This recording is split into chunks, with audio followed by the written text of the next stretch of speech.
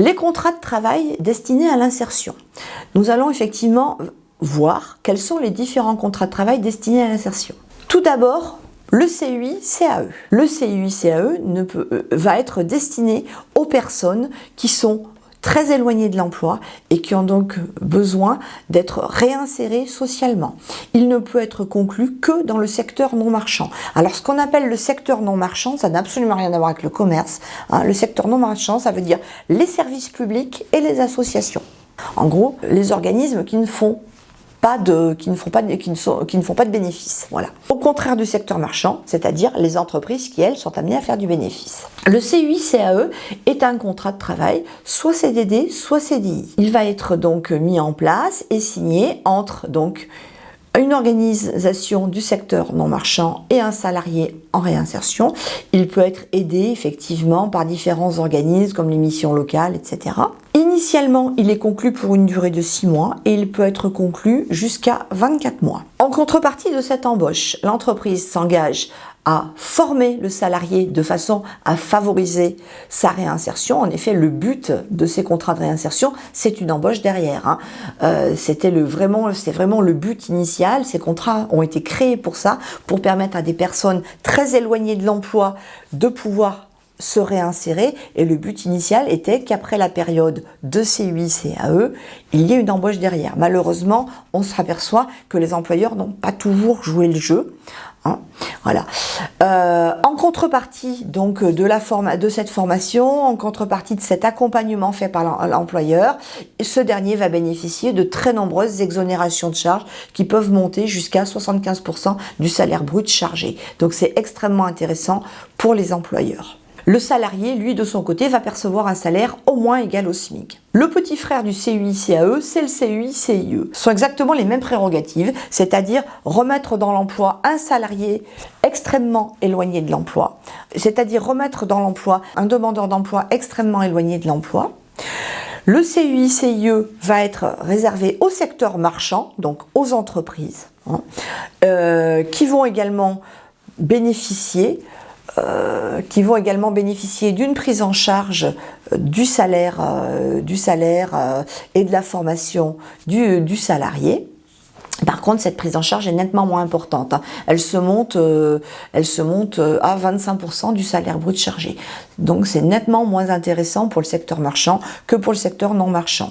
En contrepartie, bien évidemment, le salarié sera formé, sera accompagné, et le but, une fois encore, était bien évidemment de garder le salarié une fois le contrat terminé. Troisième type de contrat d'insertion, le contrat d'avenir.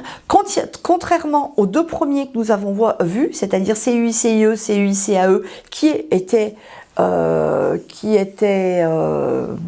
contrairement au CUI-CIE et CUI-CAE, qui étaient destinés à tout type de public de tous âges, le contrat d'avenir, lui, il est uniquement réservé aux jeunes de moins de 26 ans. Il est également uniquement réservé au secteur non marchand. C'est-à-dire, voilà, le but, c'était effectivement de mettre dans l'emploi, les jeunes très éloignés du marché de l'emploi, qui n'avaient pas de formation du tout, ou alors une formation qui ne leur permettait pas de trouver un emploi. Ce contrat d'avenir ne pouvait être conclu que dans le secteur public et dans les associations. Il était également rémunéré à hauteur du SMIC, l'employeur touchait des aides fort importantes. Tout ça, effectivement, vous avez remarqué à l'imparfait. Pourquoi? Parce que le contrat d'avenir, tout comme le CUI-CIE et CUI-CAE, ont été supprimés par les ordonnances Macron en 2017. Donc depuis 2017, ces trois types de contrats d'insertion n'ont plus été signés. Il en reste encore quelques-uns dans certains organismes, dans certaines associations, dans certaines entreprises, mais ces contrats arrivent à leur terme et normalement arriveront à leur terme fin 2020. Pourquoi ces contrats ont-ils été supprimés? Tout simplement parce que la plupart des employeurs n'ont pas joué le jeu, c'est-à-dire ils ont usé et abusé de ces contrats. Le but initial de ces contrats, je vous le rappelle, c'est d'embaucher la personne derrière. Or, on se rend compte que la plupart de ces employeurs, que ce soit public ou privé d'ailleurs, n'ont pas hésité effectivement à user et abuser, et au lieu d'embaucher les personnes, de reprendre d'autres contrats, effectivement, d'autres contrats d'insertion pour que ça leur coûte moins cher. De ce fait, ces contrats n'ont effectivement pas atteint leur but qui était de réinsérer des personnes en grande difficulté et éloignées de l'emploi.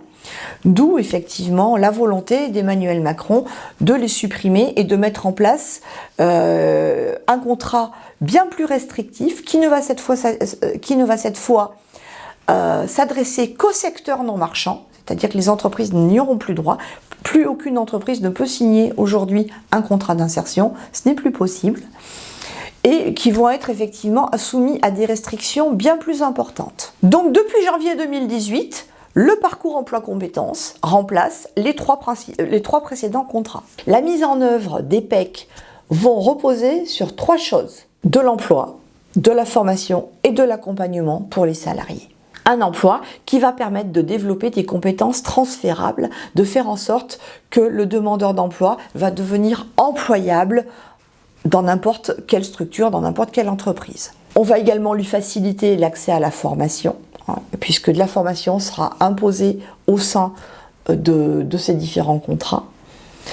Mais surtout, et ça c'est le plus important, un véritable accompagnement tout au long de ce parcours. C'est indispensable. On se rendait compte malheureusement que dans les emplois aidés, l'accompagnement était trop souvent laissé de côté.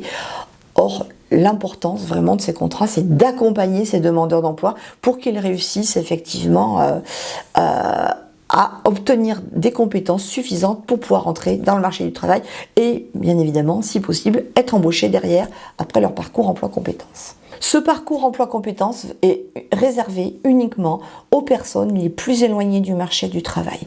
Une fois encore, ça peut être des jeunes qui n'ont aucune qualification. On ne parle même pas de diplôme, on parle qui n'ont aucune qualification pouvant les amener à travailler. Par exemple, un jeune qui aura un bac S et uniquement un bac S, ça va être très très compliqué pour lui de décrocher un travail. Il peut effectivement, dans ces cas-là, bénéficier d'un parcours emploi-compétences. Une attention toute particulière va être portée sur les travailleurs handicapés, mais également sur les habitants de certains quartiers. Il est à noter que l'orientation vers un parcours emploi-compétences repose toujours sur un diagnostic qui aura été établi avant par Pôle emploi par exemple ou par la mission locale. Tous les employeurs du service non marchand n'ont pas forcément accès au PEC. En effet, contrairement au contrat précédent, et pour les raisons que je vous ai invoquées, on va dire que l'employeur va devoir montrer patte blanche avant de pouvoir en bénéficier du PEC. Il sera notamment jugé sur les critères suivants: la capacité de l'employeur à maîtriser les comportements professionnels et les compétences techniques transférables, notamment, et aussi à favoriser l'accès vers les métiers qui recrutent.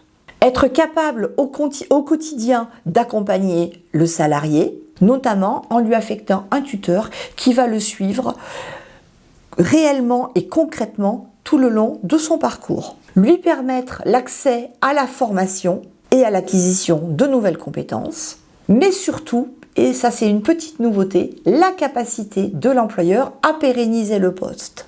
C'est-à-dire qu'il va falloir que l'employeur démontre tous ces points avant d'avoir le droit d'embaucher un salarié dans le cadre d'un parcours emploi-compétences.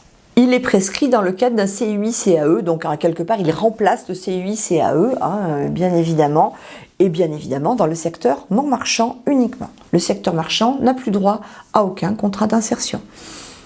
Le montant de l'aide accordée aux employeurs sera entre 30 et 60%, dans la limite des enveloppes financières. Donc cela restreint également, pour rappel, le CUI-CAE c'était jusqu'à 75%, donc là on est quand même nettement en dessous.